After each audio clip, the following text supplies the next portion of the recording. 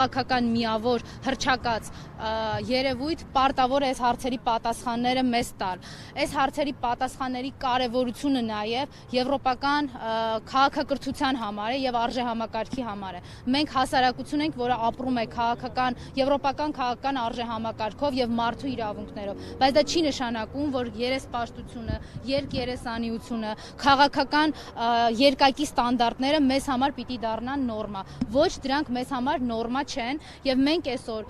քաղաքական համայնքին պիտի ցույց տանք եվրոպական, որ Հայաստանի Հանրապետությունը ոստիկանապետություն է, որտեղ միայն Նիկոլը կարող է անել այն ինչ ուզում է եւ Հայաստանի քաղաքական ուղիղ եւ բաց հայտարարելով վերընկեք ձեր տեղերը։ Եվ Տիկին Մկրտչյան,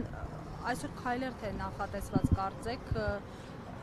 մինչև մարզահամերգային համարեք, ճիշտ է։ Մենք մի քանի օր առաջ էլ այո, Եվրոպական միության դեսպանատան մոտից սկսել էինք մեր ակցիաները իրազեկման, հիմա դրա շարունակությունն է։ Մենք ձեռքերս ծալած չենք նստելու եւ չենք համակերպվելու այս քաղաքական առևտրին, չենք համակերպվելու մեր իրավունքները զիջելուն եւ իհարկե չենք համակերպվելու մեր պետության հաշվին ինչ որ այլ պետություններին լավություն անելու։ Ընդ որում, գիտեք,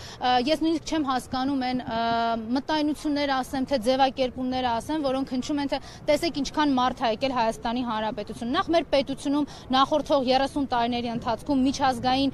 կազմակերպությունների եւ միջազգային բարձր մակարդակի միջոցառումները շատ են եղել։ Գերտերությունների նախագահների այցերից սկսած մինչև շատ այլ միջազգային կառույցների ղեկավարների այցեր։ Եվ գիտեք ինչ, մեր պետությունը եւ հայրենիքը ծախել ու ուրախանալ, որ մի քանի տասնյակ եվրոպական երկրի ղեկավար ա եկել Հայաստանից, թվում է դա ուղղակի պատեհ եւ պատշաճել չի մեզ համար։ Այդ տրամաբանությամբ կարող ենք ասել, դա այնա Նիկոլ էսա Սյունիքն էլ կտա, կարող է Տրամպն է գա ամերիկացիների հետ, կարող է Տավուշը ամբողջությամբ տա Տրամպին միանա նաեւ Պուտինը ռուսական պատվիրակության հետ։ Իսկ կարող է Երևանի կենտրոն բերի Թուրքին ու Ադրբեջանցուն, մայրցամաք Ավստրալիայից եւ Աֆրիկայից էլ մարդիկ գան։ Սրա մասին ենք մենք։ Տիկին Մկրտչյան, քաղաքապետարանի ասել եք, որ այ երթուղի ներկայացրել եք, համաձայնություն եղել է։ Մենք եւ այսօր երթը տեղի կունենա։ Դե դուք տեսնում եք, թե մենք ինչպես ենք շրջապատված Նիկոլի ոստիկաններով, նրանք ովքեր պարգևավճար կստանան ամեն հայի քաղաքացու իրավունքները ոտնահարելու համար։ Ես չգիտեմ իրենք ինչ են պլանավորել եւ ինչ են իրենց հանձնարարել, բայց մեր մասով իրավական բոլոր ձևակերպումները պատշաճ են։ Մեր երթը մեզ արդեն միանում է։ Հստակորեն ներառել է